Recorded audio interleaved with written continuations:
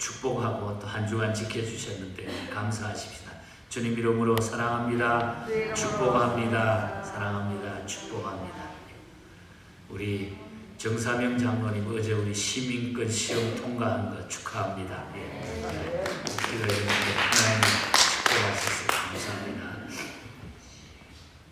얼마나 장로님이 좋으셨는지 안 하시던 카톡을 보내주시고 아직 전화를 몇 번 했는데 제가 못 받아가지고 또 막 얼마나 기뻐하시는지. 하나님께서 우리 성도들 가정마다 좋은 일이 금년에 또 많아지시고 또 막혔던 모든 일들이 다 허물어지기를 축복합니다. 오늘 이 본문 성경은 우리에게 이 시대를 살아가는 우리들에게 너무나 큰 소망이 되고 또 힘이 되는 이런 메시지를 던져주고 있습니다.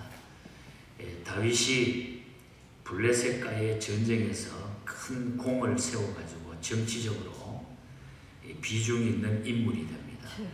우리가 사무엘상 18장에 보면은 전쟁에서 이기고 막 돌아오니까 여인들이 나와서 막 환영을 하면서 노래를 부르면서 사울이 죽인 자는 천천히요 다윗이 죽인 자는 만만입니다. 막 다윗을 막 높여서 이렇게 해줬습니다. 그러자 이 모습을 본 사울이 계속해서 위기감을 느꼈는지 자객을 보내가지고 다윗을 죽이게 합니다. 그때의 다윗은 이 사울왕의 추격을 피해서 안전한 그때부터 피난처를 찾아다니면서 쓴 시가 오늘 본 시편의 내용인 것입니다. 특히 오늘 이 본문에서 다윗은 무고히 박해를 받기에 환난 가운데 하나님의 공의를 세우고자 하는 이런 중심적인 메시지를 담고 있습니다. 그렇다면 우리도 절박한 생의 위기에 어떻게 하면 하나님의 보호를 받으면서 우리가 살 수 있을까? 어려운 일들을 우리가 어떻게 극복하면서 이겨나갈 수 있을까? 오늘 이 문제의 해답이 오늘 본 시편에 있다는 것입니다. 그래서 오늘 이 아침에 다윗만 생각하지 말고 이 말씀이 저와 여러분의 삶 속에 그대로 적용이 되시고 정말 우리의 마음속에 감격의 눈물, 감격의 이 기쁨 이런 것이 솟아나는 이 아침 기도의 시간이 되기를 축복합니다. 자, 먼저 우리는 절박한 인생 위기 때나 어려울 때에 담대하게 도우심을 구하는 이런 용기가 필요하다는 것입니다. 지금 다윗은 생명이 위태하고 절박한 상황 속에서 원수에게 지금 쫓기고 있습니다.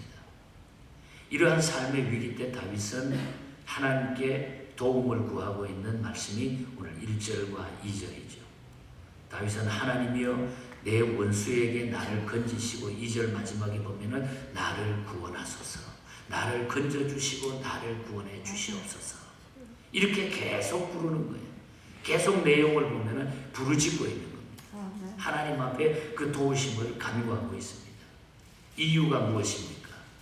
3절에서 5절 사이에 보면은 원수들로부터 핍박받을 만한 죄와 허물이 자신에게는 없었기 때문이라는 거예요.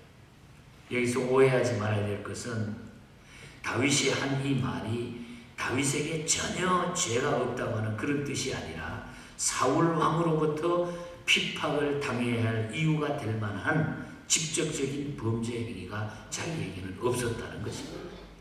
나라를 위해 싸웠고 원수들을 다 물리쳤고 하나님의 뜻을 따라 전쟁을 해가지고 이기고 돌아왔는데 내가 사울에게 잘못한 것이 없는데 하나님 왜 이런 어려움이 나에게 있습니까? 그걸 기억해 주시고 그걸 하나님 도와주시고 그걸 해결해 주시기를 바랍니다. 그런 이야기. 그렇습니다, 여러분. 우리 그리스도인들은 때때로 잘못이 없어도 미움을 받거나 욕을 먹거나 손해를 보기도 한다는 것입니다.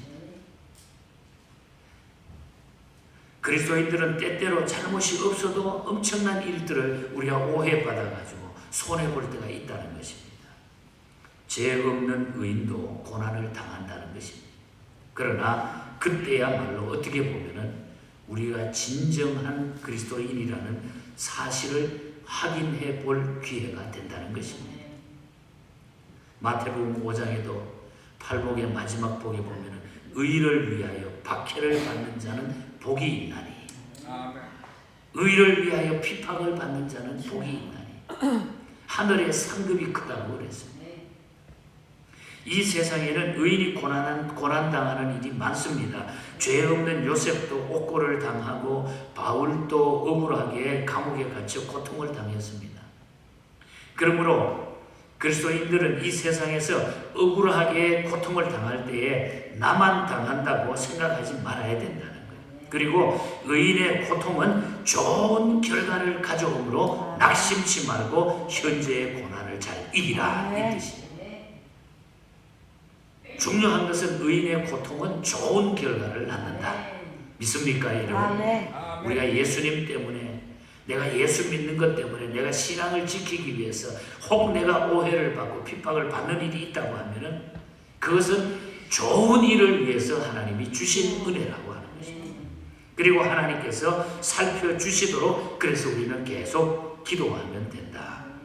우리가 첫 번째 앞부분의 메시지는 우리가 어떤 일을 당하든 간에 어려울 때 담대하게 그 도우심을 하나님 앞에 구하라. 하나님 앞에 내려놓으라. 그 다음에 6절부터 10절 사이를 보면은 하나님만 바라보고 의지하라는 거예요. 하나님만 바라보고 의지하라는 거예요. 다윗을 괴롭히는 그 원수들의 모습이 쭉 나타납니다. 6절에 보면은 뭐라 그럽니까? 저들이 어떻게 다윗을 위협하고 있는지, 저들은 의인을 헤아리고 피에 굶주린 개처럼 살기 등등해서 울면서 성읍을 돌아다녔다고 했어요. 6절에 보니까 그들이 점으로 돌아와서 개처럼 울며 성으로 두루다니고 다윗을 찾기 위해 가지고 개처럼 막 울면서 그냥 물려고 흥분이 돼가지고 이렇게 돌아다녔다. 또 7절에 보면은 악한 말로 자기를 과시하기 위하여 입에는 악을 토하며 입술에는 칼이 있었다. 이를 보신 하나님의 태도가 어떻게 됩니까? 이 모습을 본 원수들의 이 모습을 본 태도가 8절에 보면은 하나님께서는 죄인들의 말과 행동을 비웃으셨다. 하나님이 그 모습을 보고 비웃으셨다. 그들의 소행은 자신들이 최고인 줄 아는 아나무인격이기 때문인 것입니다. 결국 하나님께서 저희를 비웃으시리라. 여기에 비웃으시리라고 하신 말씀은 하나님께서 성도를 보호하사 일일이 감싸주시고 감찰하신다는 뜻입니다. 하나님은 하나님의 백성을 그 어려운 가운데 개들이 막 물끝으로 찾아와가지고 막 달려드는 그 가운데서도 우리 하나님은 보호하시고 우리를 감찰해 주신다. 얼마나 놀라운 위로가 됩니까? 이제 하나님과 그분의 능력 앞에 악인들도 모든 교묘한 계획도 비웃음거리밖에 안 된다는 거예요. 하나님 앞에는 비웃음거리밖에 안 된다는 거죠. 이처럼 하나님께서는 당신의 선하신 의지에 따라서 악인들만의 만용과 부패한 마음을 철저하게 징계하신다는 거죠. 하나님이 징계하신다. 이것이 전도서에도 로마서에도 계시록에도 하나님이 징계하시는 일에 대해서는 곳곳에 얘기하고 있습니다. 악인들이 하나님과 사람들을 전혀 두려워하는 기색이 없을 때에 다윗은 하나님만 바라보고 있는 것입니다. 9절에 보면은 하나님은 나의 요새시며 그의 힘으로 말미암아 내가 주를 바라보나이다. 저렇게 날뛰지만은 그 하나님을 두려워하지 않고 무서워하지 않지만은 나는 나의 힘이 되시고 요새가 되시는 하나님만 나는 바라봅니다. 다윗의 고백이 그것은 하나님이 산성이 되시고 하나님이 힘이 되시고 피난처가 되기 때문이라고 말하고 있습니다. 만약에 어려운 문제를 내 힘이나 어떤 사람이나 권력에 의존하게 되면은 결국 우리는 망하게 되어 있어요. 그러므로 하나님의 힘만 의지해야 됩니다. 그렇게 할 때에 하나님께서는 우리에게 찾아오셔가지고 가장 적절한 때에 맞추어서 우리를 도와주시는 줄 믿습니다. 그 답이 10절에 나와 있어요. 10절에 보면 나의 하나님이 그의 인자하심으로 나를 영접하시며 하나님이 나의 원수가 보응받는 것을 내가 보게 하리이다. 분명히 원수들이 보응받는 것을 내 눈으로 하나님이 보게 해주실 것이다. 그래서 다윗은 하나님, 내가 핍박을 받고 아무 죄가 없는데, 내가 잘못한 것이 없는데, 내가 전쟁하고 승리해서 나라를 구하는 일밖에 없는데, 내가 이 어려움을 당하는데 하나님 도와주시기 바랍니다. 어떻게 하겠습니까? 매달렸을 때 그 이런 어려운 환경 가운데 나는 하나님만 봅니다. 하나님의 힘으로 내가 이겼기 때문입니다. 그래서 다윗은 승리자가 되는 것입니다. 생활 속에서 하나님을 실제로 경험하고 어려운 가운데 하나님을 바라보고 우리가 의지해야 될 줄 믿습니다. 한번 따라합시다. 하나님을 바라보고 의지하자. 또 따라합니다. 세상을 바라보고 의지하자. 네, 의지하자. 우리는 하나님을 바라보고 의지해야 돼요. 세상을 바라보고 거기에 의지하지 마요. 금방 답이 나왔잖아요. 이것이 다윗의 믿음이었어요. 이 어려움을 극복하는 승리자의 모습이었어요. 그 다음에 우리가 마지막 부분에 11절부터 17절에 보면 승리할 줄 믿고 하나님을 찬양하라. 믿음의 문제가 나타나고 있어요. 어떤 믿음이 중요하냐 이거예요. 승리할 줄 믿고 하나님을 찬송하라. 이제 다윗은 악인들을 위해서, 그 악한 자들을 위해서 기도합니다. 어떻게 해달라고? 하나님의 능력으로 저들을 흩으시고 낮추시고, 11절에 보면 주의 능력으로 그들을 흩으시고 낮추소서. 저희의 입술의 말로 인하여 교만한 중에 사로잡히게 해달라. 12절에는 저들이 교만한 중에 사로잡히게 해달라 이렇게 기도하고, 그리고 13절에 보면 진노하심으로 소멸시켜달라고 기도했어요. 완전히 소멸시켜달라. 그리고 또 14절에 보면 개처럼 울며 성으로 두루 다니게 해달라 기도했습니다. 14절에 개처럼 울며 성으로 두루 다니게 하소서. 지금 그 전에는 개처럼 그냥 삼키려고 찾아온 그 사람들이 이제는 개처럼 울며 성으로 두루 다니게 하소서. 다 폐정병처럼 먹을 것이 없어가지고 비참한 꼴이 되게 해달라. 15절을 보십시다. 15절에는 어떻게 나타납니까? 그 결과 어떻게 나타납니까? 15절은 그들은 먹을 것을 찾아 유리하다가 배부름을 얻지 못하면 밤을 새우려니와, 그들이 이제 아무리 돌아다녀도 먹을 것도 얻지 못하고 밤을 지새울 정도 비참한 꼴이 된다는 거죠. 그리고 16절을 보면은 나는 주의 힘을 노래하며 아침에 주의 인자하심을 부르오니 주는 나의 요새시며 나의 환난 날의 피난처시니라. 또 17절에 보면 나의 힘이시여 내가 주께 찬송하오니 하나님은 나의 요새시며 나를 긍휼히 여기시는 하나님이십니다. 저는 이 부분이 막 얼마나 막 그냥 신나는지 몰라요. 악한 자들은 결코 자기의 뜻을, 자기의 욕구를 충족시키지 못합니다. 여러분, 결국은 그리스도인인 하나님의 백성들이 승리하게 되어 있다는 거예요. 이를 안 다윗은 원수와 맞대결하지 않고 하나님을 찬양하는 거예요. 그래서 16절과 17절에 하나님을 찬양하는 거예요. 나는 주의 힘을 노래하며 아침에 주의 인자하심을 높이리라. 여기 보면은 다윗은 하나님의 능력과 하나님의 인자하심을 노래합니다. 이 두 가지는 모두 성도들의 찬양의 주제가 된다. 하나님의 힘, 하나님의 능력과 하나님의 인자하심.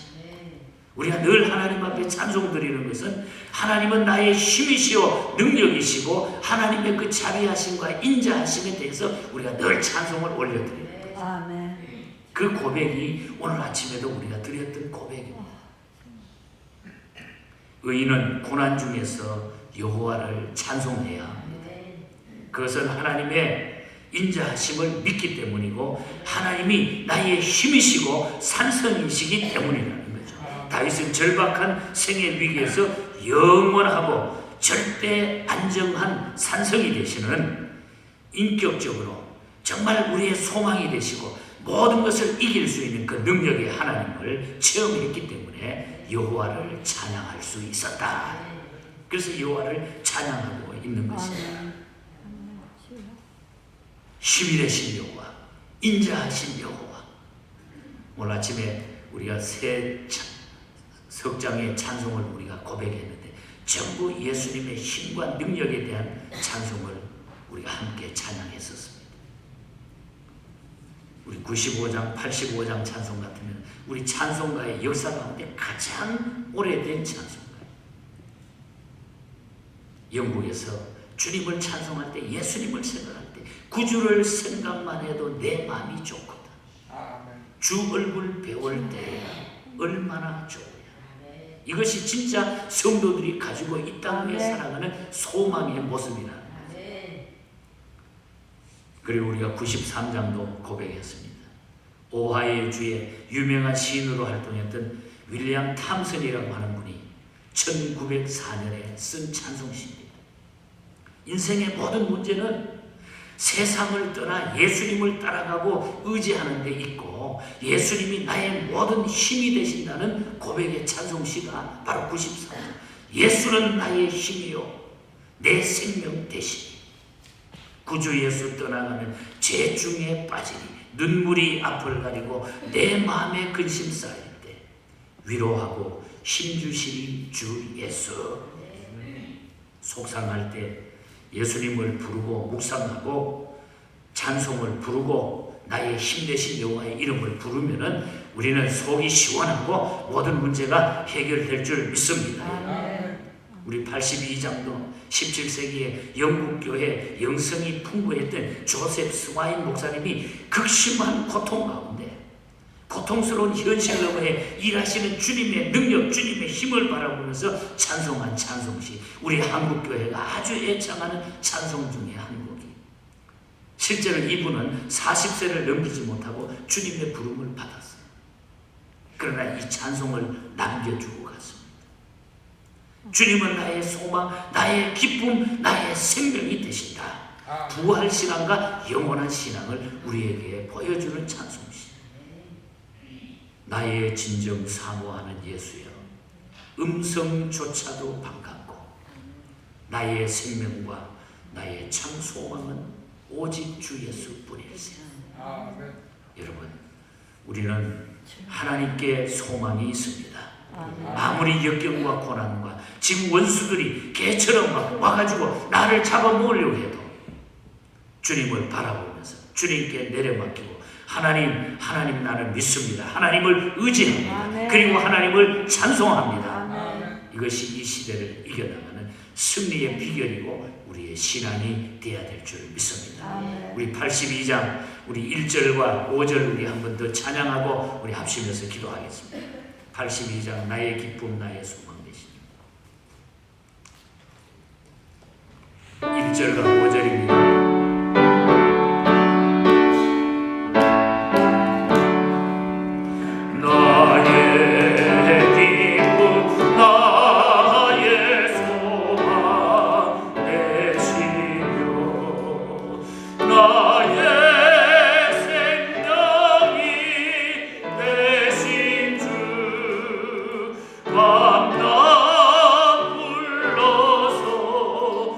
찬송을